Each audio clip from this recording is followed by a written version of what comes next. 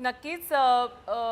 पण ह्या सगळ्यामध्ये होर्मुझची जी खाडी आहे तिथली निर्यात बंद करण्याचा जो निर्णय आता होऊ घातलेला आहे इराणच्या मार्फत, याकडे आपण कसं बघता आणि याचा परिणाम हा भारतावर म्हणजे डिरेक्ट होणार आहे? आपण व्यापारी या आहात, आपण बिझनेसमॅन आहात, आपण याकडे कसं बघता? या या या निर्णयाकडे कसं बघता? खाडीवरती देश म्हणून या निर्णयाकडे कसं बघता? या खाडीवरती नुसतं इराणचंच कंट्रोल नाही आहे. तर पुढे मिडल ईस्टर्न त्याला आपण गल्फची खाडी म्हणतो. इस्रायल विल कॉल इट मला ह्यांचा रिपब्लिकनचा आवाज नाही येत.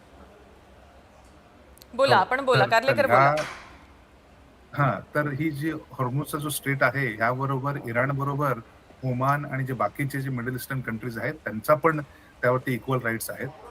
ह्या खाडीतून ॲज माय प्रिव्हियस कॉलर ऑल्सो सजेस्टेड की 20% तेलाची निर्यात ह्या खाडीतून होते आणि जगभरामध्ये भारताबरोबर चायना आहे आणि चायना विल नेव्हर वॉन्ट 50% चायनाचं तेल आणि जवळजवळ 28% नॅचरल गॅस हे त्या खाडीतनं येतं. त्यामुळे चायना जरी इराणला सपोर्ट करत असेल, तरी China will never want the closure of that खाडी ॲज वेल ॲज युरोप. पूर्ण युरोप विल क्रिपल डाउन जर त्या खाडीतनं जर तेल वाहूक जर थांबलं तर.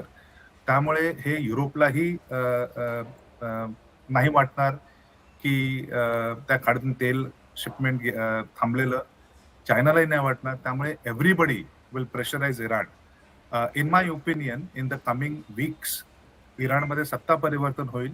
तिकडे एक डेमोक्रॅटिक वे इलेक्शन्स होतील आणि जे गव्हर्नमेंट येईल ते गव्हर्नमेंट लोकांसाठी कार्य करेल आणि व्हायलन्स जो एमिनेट करतायत जगभरावर त्याला कंट्रोल करायचा प्रयत्न करेल. त्यामुळे हे काही जागतिक युद्धापर्यंत जाणार नाही.